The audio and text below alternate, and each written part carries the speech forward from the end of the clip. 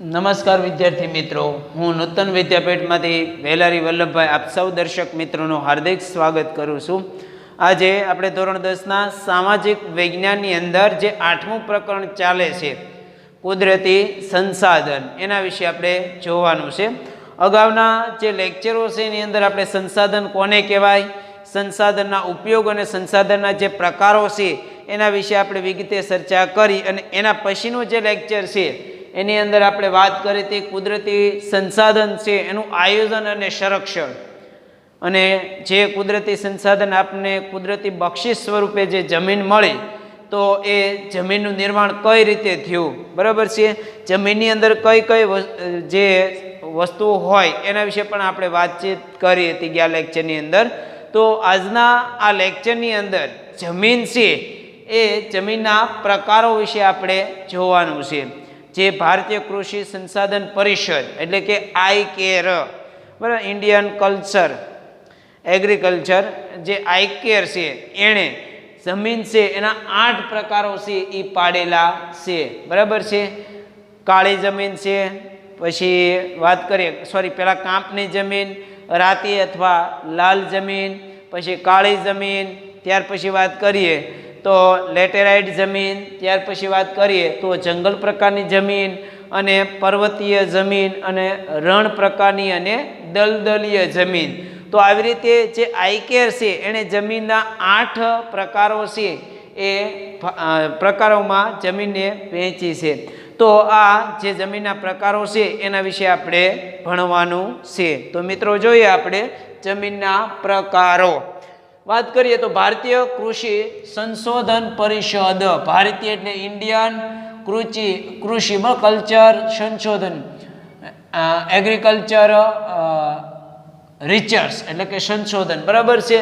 તો ભારતીય કૃષિ સંસાધન પરિષદ દ્વારા ભારતની જમીનને 8 પ્રકારમાં વહેંચવામાં આવી છે, જે પૈકી જે પર્વતીય જમીન અને બીજી કઈ જંગલ પ્રકારની જમીન, આ બે જમીનો ક્યાં આવેલી છે તો પર્વતીય ક્ષેત્રમાં, જે ઊંચાઈ પર પર્વતીય છે જે ઊંચાઈ છે ત્યાં જંગલ પ્રકારની, અને પર્વતીય જમીન છે એ જુદી જુદી ઊંચાઈ, એની જે ઊંચાઈ છે એ જુદી જુદી ઊંચાઈ આવેલી છે। જે જમીનના 8 પ્રકારો ICAR પાડેલા છે એ જમીનમાંથી 2 પ્રકારો, એક જંગલ પ્રકારની જમીન અને એક પર્વતીય જમીન, આ બે જમીન છે એ જુદી જુદી ઊંચાઈએ આવેલી છે। હવે એમાં આપણે જે જમીનનો પહેલો પ્રકાર છે કાંપવાળી જમીન અથવા કાંપની જમીન, એના વિશે આપણે જોઈએ। તો જે કાંપ પ્રકારની જમીન છે એ ભારતના કુલ ક્ષેત્રફળમાં કેટલા ટકા છે? 43%। ખાસ યાદ રાખજો, ભારતની અંદર કુલ ક્ષેત્રફળના લગભગ 43% જમીન છે એ કાંપની આવેલી છે। પૂર્વમાં બ્રહ્મપુત્ર, જે પૂર્વ ભારતની અંદર બ્રહ્મપુત્ર નદી આવેલી છે, જે મેઘાલય છે, અસમ છે, એ પૂર્વ ભારતની અંદર જે બ્રહ્મપુત્ર ખીણથી શરૂ કરી પશ્ચિમમાં સતલુજ, બરાબર છે, જે ગંગા નદી પંજાબ, તો પંજાબની અંદર જે પશ્ચિમ છે તો ત્યાં સુધીનું ઉત્તર ભારતનું મેદાન, તમે ધોરણ 9ની અંદર ઉત્તર ભારતનું મેદાન ભણી ગયા। તો ઉત્તર ભારતનું મેદાન કયા કયા રાજ્યોમાં છે તો દિલ્હી, પછી ઉત્તર પ્રદેશ, બિહાર, બરાબર છે, આ ઉત્તર ભારતનું મેદાન ગણાય છે। તો ઉત્તર ભારતનું મેદાન છે એની અંદર કાંપવાળી જમીન છે જોવા મળે છે। દક્ષિણ ભારતમાં વાત કરીએ તો નર્મદા, તાપી, મહાનદી, કૃષ્ણ, આ બધી નદીઓ છે કેવી છે?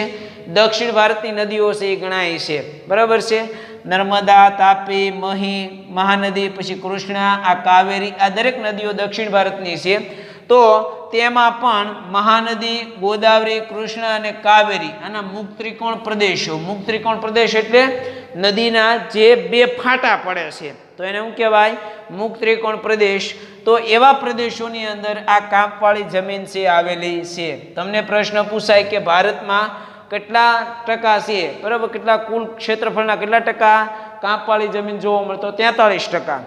ક્યાં ક્યાં આવેલી છે તો ઉત્તર ભારતનું જે મેદાન છે ત્યાં કાંપવાળી જમીન છે જોવા મળે છે। ટૂંકમાં જે ગંગા નદીનો પ્રવાહ છે એ ગંગા નદી છે એ ઉત્તર ભારતના મેદાનમાં આવે છે, તો ત્યાં આ કાંપવાળી જમીન છે જોવા મળે છે। દક્ષિણ ભારતની અંદર વાત કરીએ તો કૃષ્ણા, કાવેરી, બરાબર છે, મહાનદી, બરાબર છે, ગોદાવરી, તો આ નદીઓના જે મુખ ત્રિકોણ પ્રદેશ છે તો ત્યાં પણ આ કાંપવાળી જમીન આવેલી છે. કાંપની જમીનનું નિર્માણ નદીઓ દ્વારા નિક્ષેપિત કાંપ, જે કાંપ છે જે નિક્ષેપિત થાય, બરાબર છે, પાણીમાં ગળાય, તો એ નિક્ષેપિત કાંપને કારણે આ કાંપવાળી જમીન છે એનું નિર્માણ થાય છે. આ જમીનમાં પોટાશ હોય, ફોસ્ફરિક એસિડ અને ચૂનાનું પ્રમાણ છે વધારે જોવા મળે. તમને પ્રશ્ન પૂછાય કે કાંપવાળી જમીનમાં કયા તત્વોનું પ્રમાણ વધારે હોય, તો એક તો પોટાશ, ફોસ્ફરિક એસિડ અને ચૂનો, આ ત્રણેયનું પ્રમાણ શેમાં વધારે હોય, કાંપવાળી જમીન છે એની અંદર વધારે જોવા મળે છે. જ્યારે નાઇટ્રોજન અને હુમસ, બરાબર છે, એની માત્રા ઓછા પ્રમાણમાં જોવા મળે છે. નાઇટ્રોજન અને હુમસ, બરાબર છે, એ ઓછા પ્રમાણમાં હોય. વધારે શું હોય કાંપવાળી જમીનમાં, તો પોટાશ, ફોસ્ફરિક એસિડ અને ચૂનો, બરાબર છે, આ ત્રણેય તત્વોનું પ્રમાણ વધારે હોય, જ્યારે નાઇટ્રોજન અને હુમસની માત્રા ઓછી હોય. આ જમીનમાં કઠોળ વર્ગના પાક લેવામાં આવે તો તેમાં નાઇટ્રોજનની સ્થિરતા વધારી શકાય છે. નાઇટ્રોજનનું પ્રમાણ કાંપવાળી જમીન છે એની અંદર ઓછું હોય, તો નાઇટ્રોજન વધારવા માટે આ કાંપવાળી જમીનની અંદર શું કરવું પડે, તો જે કઠોળ છે, મગ છે, અડદ, ચણા, આવા જે કઠોળ વર્ગના પાકો છે, જો એ પાકો આ કાંપવાળી જમીનની અંદર ઉગાડવામાં આવે તો આ જમીનમાં નાઇટ્રોજનનું પ્રમાણ છે એ વધે છે. એટલે કાંપવાળી જમીન છે એની અંદર નાઇટ્રોજનનું પ્રમાણ વધારવા માટે કઠોળ વર્ગના પાકો છે વાવવા જોઈએ. તો કાંપવાળી જમીનની અંદર કયા કયા પાકો થાય, તો કાંપવાળી જમીનની અંદર વાત કરીએ તો ઘઉં છે, ચોખા છે, ઘઉં, પછી ચોખા, સણ, કપાસ, મકાઈ, તેલબિયા, આવા વગેરે પાકો કાંપવાળી જમીન છે એની અંદર લઈ શકાય. કાંપવાળી જમીનની અંદર ઘઉં, ચોખા, સણ, કપાસ, મકાઈ, આવા પાકો લઈ શકાય. ટૂંકમાં કાંપવાળી જમીન, બરાબર છે, ભારતના કુલ ક્ષેત્રફળમાં કેટલા ટકા છે, તો 43% છે એ જોવા મળે છે. ઉત્તર ભારતના મેદાન છે તો એની અંદર કાંપવાળી જમીન કેવી છે, વધારે જોવા મળે છે. દક્ષિણ ભારતની જે નદીઓ છે, કૃષ્ણા, કાવેરી, એના મુખ ત્રિકોણ પ્રદેશો છે તો ત્યાં પણ કાંપવાળી જમીન છે એ જોવા મળે છે. નાઇટ્રોજનનું પ્રમાણ ઓછું હોવાથી કાંપવાળી જમીનમાં જો કઠોળ વર્ગના જે પાકો અડદ, મગ, ચણા છે વાવવામાં આવે તો ત્યાં નાઇટ્રોજનની માત્રા છે વધારી શકાય છે. હવે કાંપવાળી જમીન છે એની અંદર કયા કયા પાકો લઈ શકાય, તો કપાસ છે, બરાબર છે, મકાઈ છે, શણ છે, ચોખા છે, તો આવા પાકો છે એ કાંપવાળી જમીનની અંદર લઈ શકાય છે. તો આ કાંપવાળી જમીન. પછી વાત કરીએ રાતી અથવા લાલ જમીન. જો આના બે નામ છે, રાતી જમીન અથવા લાલ જમીન. તો ભારતના કુલ ક્ષેત્રફળમાં કેટલા ટકા જોવા મળે છે, 19%. જે લાલ જમીન છે એ ભારતના કુલ ક્ષેત્રફળમાં કેટલા ટકા, તો 19% ક્ષેત્રફળમાં ફેલાયેલી જોવા મળે છે. દક્ષિણમાં દીપકલ્પીય દક્ષિણ ભારતની અંદર આવેલું છે. તો તમિલનાડુથી લઈ અને ઉત્તરમાં બુંદેલખંડ સુધી, બરાબર છે, જે બુંદેલખંડ એટલે જે પર્વતીય ટેકરી છે, બરાબર છે, એટલે કે ઉત્તર ભારતના જે મેદાન છે ત્યાં સુધી, અને પૂર્વમાં રાજમહેલની ટેકરી જે મેઘાલય ને અસમ ને ત્યાં પૂર્વમાં, તો પશ્ચિમમાં કચ્છ સુધી, બરાબર છે, આ જે લાલ જમીન છે એ વિસ્તરાયેલી છે. જો તમિલનાડુથી લઈ અને ઉત્તર ભારતના મેદાન સુધી, પૂર્વમાં રાજમહેલની ટેકરી મેઘાલય અને એ રાજ્ય તરફથી લઈ અને પશ્ચિમમાં ગુજરાતમાં જે કચ્છ છે ત્યાં સુધી આ લાલ જમીન છે એ જોવા મળે છે. રાજસ્થાનના કયા કયા જિલ્લાઓમાં લાલ જમીન આવેલી છે, તો રાજસ્થાનના ઉદયપુર, ચિત્તોડગઢ, ડુંગરપુર, બાંસવાડા અને ભીલવાડા, આવા જે રાજસ્થાનના જિલ્લાઓ છે તેની અંદર લાલ જમીન છે જોવા મળે છે. હવે આ જમીનનો રંગ લાલ શા માટે દેખાય છે, તો એની અંદર ફેરિક ઓક્સાઇડ હોય. શું, ફેરિક ઓક્સાઇડ. તો ફેરિક ઓક્સાઇડને લીધે આ જમીનનો રંગ છે કેવો દેખાય છે, લાલ રંગનો દેખાય છે. અને ઈ પડ જે જમીન છે એ નીચે તરફ જતા એ કયા રંગમાં ફેરવાય છે, પીળા રંગમાં ફેરવાઈ જાય છે. જે લાલ જમીન છે એનો રંગ લાલ દેખાય. શું કામ, તો ફેરિક ઓક્સાઇડને કારણે એનો રંગ છે એ લાલ દેખાય. સમય જતા, બરાબર છે, એ નીચે જતા એ જમીનનો રંગ પીળો થઈ જાય છે. હવે આ જમીનમાં કયા તત્વો હોય છે, તો લાલ રંગની જે જમીન છે એમાં ચૂનો, કાંકરા, કાર્બોનેટ મળી આવતા નથી. તો એનો મતલબ થાય કે આ લાલ જમીન છે એની અંદર ચૂનો છે, કાંકરા છે, કાર્બોનેટ છે, આવું જોવા મળતું નથી. અને મોટે ભાગે આ જમીનમાં મેગ્નેશિયમ, ફોસ્ફેટ, પછી નાઇટ્રોજન અને પોટાશ, બરાબર છે, એની પણ ઉણપ છે જોવા મળે છે.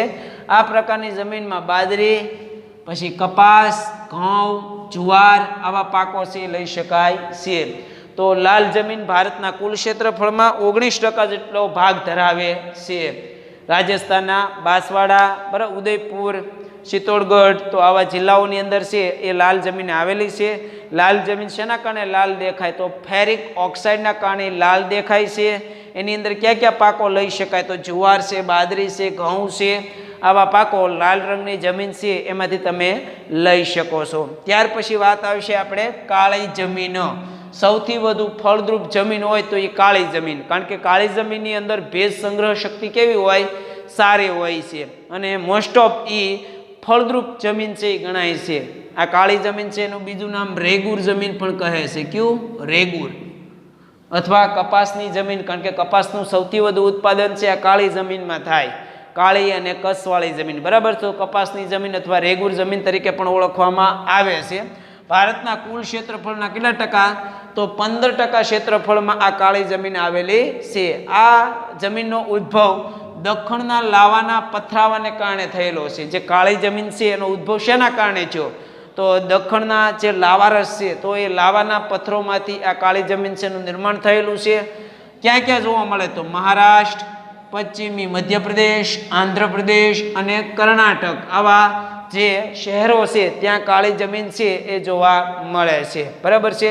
આપણા ગુજરાતના વિસ્તારો છે એની અંદર પણ કાળી જમીન છે એ આવેલી છે. તો ક્યાં ક્યાં ગુજરાતમાં? સુરત, ભરૂચ, નર્મદા, વડોદરા, તાપી અને ડાંગ. તો ગુજરાતના આવા જિલ્લાઓની અંદર કાળી જમીન છે જોવા મળે છે. આ જમીનના નિર્માણમાં લાવાઈ ખડકો અને આબોહવાની મુખ્ય ભૂમિકા છે. જે કાળી જમીન છે એની રચનામાં એક આબોહવા અને એક લાવાઈ ખડકો, આ બેના કારણે કાળી જમીન છે એનું નિર્માણ થાય છે. તો લોહ છે, ચૂનો, calcium, potash, aluminium, magnesium, carbonate વધારે પ્રમાણમાં સી જોવા મળે. ટૂંકમાં આ કાળી જમીનની અંદર લોહ છે, ચૂનો છે, કેલ્શિયમ છે, પોટાશ, આવા બધા તત્વો છે કાળી જમીનની અંદર જોવા મળે છે. આ જમીનની ફળદ્રુપતા પણ સારી ગણાય અને ભેજ સંગ્રહ શક્તિ પણ કેવી છે? સારી છે. અને આ જમીન જ્યારે સુખાય ત્યારે આ જમીનમાં ફાટા પડે છે. તમારા પાઠ્યપુસ્તકની અંદર ફોટો પણ આપેલો છે કે કાળી જમીન છે એ ભીની હોય અને જ્યારે સુકાય ત્યારે એ જમીનની અંદર ફાટા, તિરાડ પડે છે. તેમાં કપાસ, અળસી, સરસવ, મગફળી, તમાકુ, અડદ આવા વિવિધ કઠોળના પાકો પણ લઈ શકાય. અને આ જમીનનું બીજું નામ શું છે? રેગુર. આ જમીનને કપાસની જમીન તરીકે પણ ઓળખવામાં આવે છે. એટલે સૌથી બેસ્ટ ફળદ્રુપતાવાળી જમીન હોય તો એ કાળી જમીન છે. એનું બીજું નામ રેગુર છે. જે દખણના લાવા છે એના કારણે આ જમીનનો ઉદ્ભવ થયેલો છે. સુરત છે, ડાંગ છે, તાપી છે, આવા ગુજરાતના જિલ્લાઓ છે એની અંદર આ કાળી જમીન છે એ જોવા મળે છે. એમાં વિવિધ અડદ છે, કપાસ છે, ઘઉં, ચોખા આવા પાકો પણ તમે લઈ શકો છો. ભારતના કેટલા ટકા ક્ષેત્રફળમાં? તો યાદ રાખવાનું છે 15% ક્ષેત્રફળમાં આ કાળી જમીન આવેલી છે. ત્યાર પછી વાત આવશે લેટેરાઇટ કે પડખાવ જમીન. લેટેરાઇટ ખાસ કરી, અને આ જમીનનું નામ, બરાબર, લેટિન ભાષાના શબ્દ લેટર, આ લેટર શબ્દ ઉપરથી આ લેટેરાઇટ જમીન છે એનું નામ પડવામાં. એનું બીજું નામ પડખાવ જમીન પણ કહે છે. તો લેટર એટલે કે કઈ ભાષાનો છે? લેટિન ભાષાનો શબ્દ છે લેટર. એટલે કે ઈટ પરથી આ જમીનનું નામ છે એ લેટેરાઇટ છે પડ્યું છે. લોહ ઓક્સાઇડના કારણે લાલ દેખાય છે. લેટેરાઇટ જમીન છે શેના કારણે લાલ દેખાય? તો લોહ ઓક્સાઇડના કારણે આ જમીનનો રંગ લાલ દેખાય છે. જ્યારે લેટેરાઇટ જમીન ભીની હોય ત્યારે માખણ જેવી, મુલાયમ હોય. જ્યારે ભીની હોય ત્યારે માખણ જેવી, અને સુકાય ત્યારે સખત એટલે કઠણ થઈ જાય છે. જ્યારે આ જમીનમાં પાણી ભરેલું હોય ત્યારે માખણ જેવી મુલાયમ હોય, અને જ્યારે સુકાય ત્યારે એ કેવી થઈ જાય? કઠણ, એટલે કે સખત થઈ જાય. સૂકી અને ભેજવાળી આબોહવાના પરિવર્તનથી, સૂકી અને ભેજવાળી આબોહવાના પરિવર્તનથી અને સિલિકામય પદાર્થોના નિવારણથી, જે રેતી હોય એના નિવારણથી તેનું નિર્માણ થાય છે. જે આબોહવા છે એના પરિવર્તનથી અને સિલિકામય રેતીઓના પદાર્થોના જે નિવારણ છે, બરાબર છે, રેતીઓના નિવારણથી આ જમીનનું નિર્માણ થાય છે. આ જમીનમાં મુખ્યત્વે લોહ તત્વ હોય, પોટાશ અને એલ્યુમિનિયમ એનું પ્રમાણ કેવું હોય? વધારે હોય છે. જો લેટેરાઇટ જમીનની અંદર લોહ તત્વ, પોટાશ અને એલ્યુમિનિયમ આનું પ્રમાણ કેવું હોય? વધારે જોવા મળે છે અને તે જમીન ઓછી ફળદ્રુપ હોય છે. કઈ જમીન? લેટેરાઇટ જમીન. એ ઓછી ફળદ્રુપ હોય. આ જમીનમાં ખાતરો નાખી કપાસનું, ડાંગર, રાગી, શેરડી, ચા, કોફી, કાજુ આવા પાકો છે લઈ શકાય છે. જમીન પણ કહે છે. પડખાઉ જમીનનું બીજું નામ શું છે? લેટેરાઇટ જમીન. તો આજના આ લેક્ચરની અંદર આપણે જમીનોના 4 પ્રકારો છે જોયા. ત્યાર પછીના 4 પ્રકારો છે આપણે આવતા લેક્ચરની અંદર છે વ્યવસ્થિત જોઈશું. આ 4 જમીનના પ્રકારો તમારે પાકા કરવાના છે. અસ્તુ.